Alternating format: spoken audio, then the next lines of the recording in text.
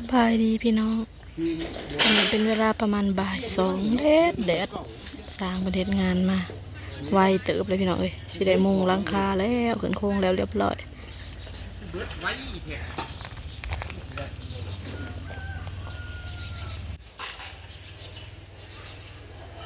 เฮากระสิบอะไรตากฝนมีบอลตากผ้าอะไรบ้างเนี่ยแดดมากยังคันบันนี้นะเทคันไว้สร้างวันเด็ดไว้เติมเนาะหลายคนจะได้มุงหลังคาเลยเด้บ่ไว้แดดหายไอเพชรแล้วอันใส่ผ้าม่านให้ซื้อผ้าม่านมาแต่ลายมือเลยโอ้ยไฟใส่ให้คือดำอยู่ใส่โน่พญายทอนนี่เอานี่ไก่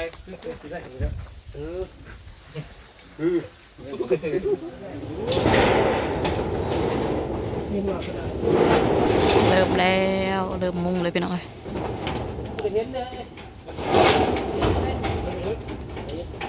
เราจะจับนี่โอ้พี่ได้ข้างไหนพ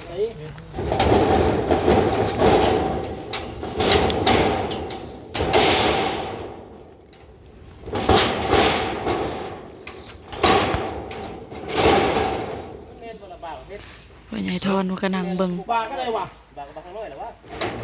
นี่แล้วบางเราใส่คือห้องนี้เนาะหมอนั่นมนุษย์เขาดิเนาะหมอใส่หมวกนี่รุดเผาดิพาพวกใส่หมวกหัวนี่อย่าตื่นนะอย่าตื่นนะอย่าตื่นนะครับผมบริหารห้างบริน้ำเล็กขึ้นมาพี่เห็นเนาะปากก็ใส่หัวพี่ไหลขาดแล้วเป็นขาดแล้วขาดว่าช้าเลี้ยงขาดนะ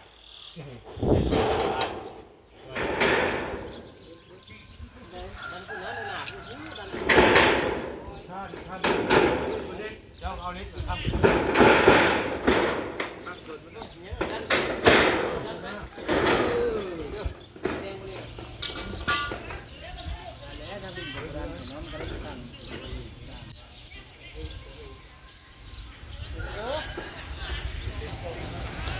มือที่สองเลยทีเดียนให้แดดบ่มีลม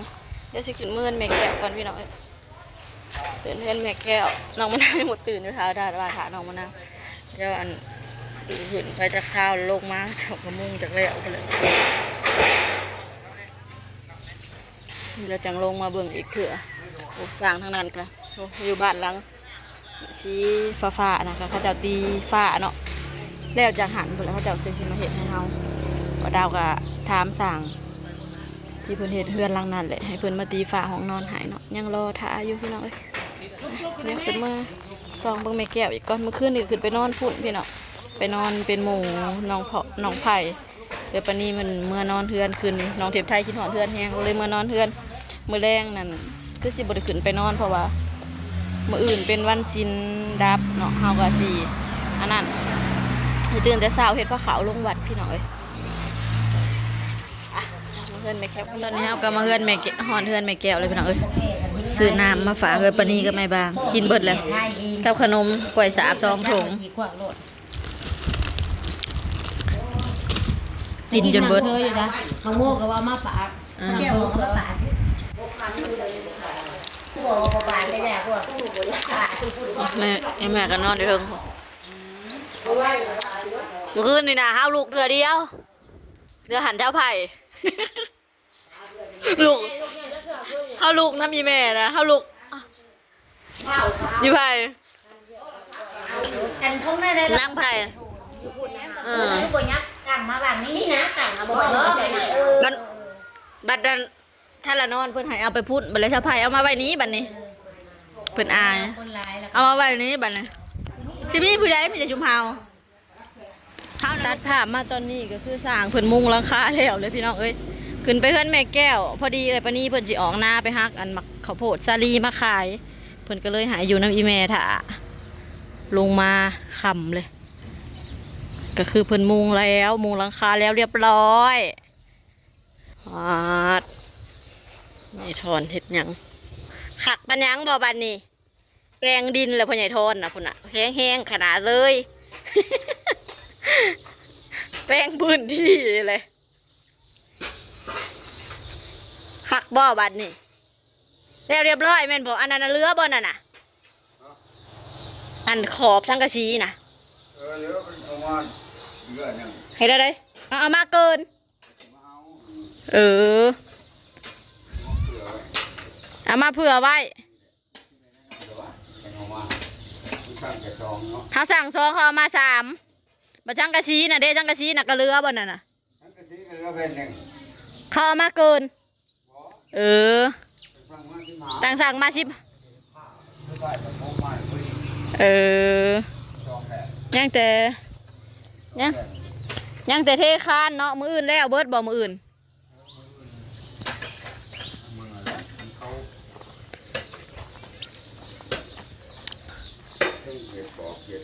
เห็ดปอกยังเทคานบัดนี้พี่น้องเทคานไว้เนาะงบเฮาเบิดเฮาก็สิบ่ได้เทพื้นและอยู่ดีมีแฮงมีเงินจังเทพื้นตามหลังสำนี้ก็โอเคแหละพอได้มีบ่อนจอดรถจอดล่างค่าสร้างก็6,000บ่เจ้าบ่ได้ซื้อM100ให้เจ้ากินบ่ซั่น กูบอกโยซื้ออยากเบียร์หรืออยากจะเอาเขาบอกลองมันมือแล้วก่อน มีแต่ซื้อสปอนเซอร์นั่นแหละมืออื่นก่อนจ้ะซื้อM100มาให้ข้าเจ้าคือเขาจ้างลักล้านกูกระเสียให้เขาค่าละค่าลักล้านเขาสิจ่ายให้เท่าใดค่าเสาเล็กนางล้านเขาเจ้าเสามาเพราะว่าค่าสร้างก็เกินคุ้มอยู่หั่นนะพี่น้องเท่าใดก็ 6,000 บ่ 6,000ประสร้างหาคนเฮ็ดจังมือเลยมือนี่เลยขอเงินไปยังน้องไปใช้เลยน้องน่ะไปหลินใส่ไปกับไผกับเอ้ยน้ำแพงสร้างจุนี่นั่นก็คือสร้างจุเก่าที่เฮ็ดเฮือนเฮาเบิดหลังนั่นแหละพี่น้องเอ้ยสร้างก็คือแบบราคาก็พอฟังหั่นนะพอจ้างพอก็คืออันนี้นะ6,000เนาะ6,000ก็คือตั้งเสาขึ้นโครงมูหลังคาอะไรกระเทคานพี่น้องในราคานี้มันพอพังมีแต่ลูกร้านตัวเองดอกลูกร้านพ่อใหญ่ทอนแต่ก่อนมันขี่ไทยประมาณนะบ่แล้วอันนี้ให้ละใจไทยครับนี่หันนี้มันเฉยขนาดฮักมันแปลวเป็นยังฮักแผ่นสลามาถ่ายไม่ใช่หน้าบ้านทั้งหน้าทั้งผ่านไปเบิ่งผู้หาเขาไปเบิ่งเพราะว่าแผ่นสลาฮักเขาว่าสร้างจูนี่นะก็คือตั้งแต่ผู้ใหญ่พี่น้องตั้งแต่ตั้งเสาเพื่อนตั้งแต่อะไรเนี่ยแม่นทุกอย่างแหละแม่นทุกอย่างเบิดเพื่อนก็คือสร้างจูนี่แหละมีแต่มาต่างเนี่ยแต่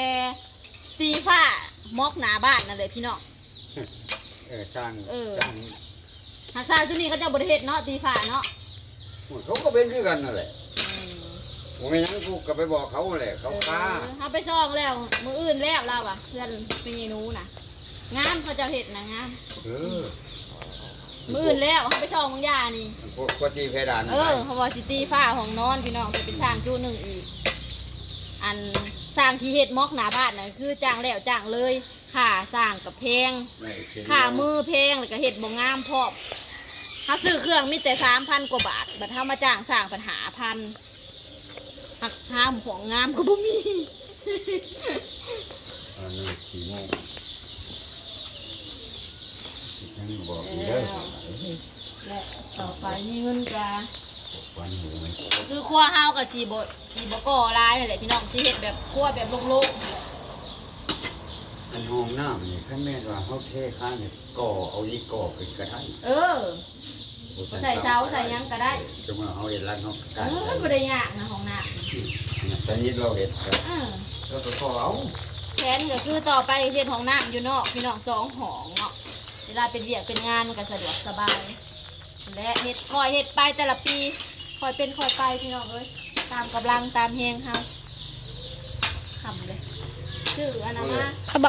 ไอ้ปานาซื้อหมากแอปเปิ้ลซื้อหมากชมแล้วก็ซื้อแนวมาเห็ดหวานมื้ออื่นวันสิ้นดับสีเห็ดผ้าเข่าลงวัดแล้วก็ลงใส่บาตรพี่น้องผ้า กูจะให้ออกมาสวนด้วยนี่ง่ายงัวมาปลูกกันโตเพืองกูปลูกอยู่ในข้างหนองหันกูเอาปลูกใส่กระตุ้งให้น้ำเลี้ยงรอบน้ำ ผูกไว้อยู่ใจผูกไว้อยู่โทรให้ข้าวก็ได้ เออให้มันง่ายออกมาทงหน้า ให้เรามาผูกอยู่นอก ดีจังว่าเธอของแม่กูบ่อย โอเคจ้าพี่น้องสำหรับคลิปนี้เราก็ขอจบคลิปไปเพียงสำนีก่อนเด้อจ้าฝากเป็นกำลังใจให้ดาวเด้อพบกันทีหน้าบ๊ายบายจ้ะ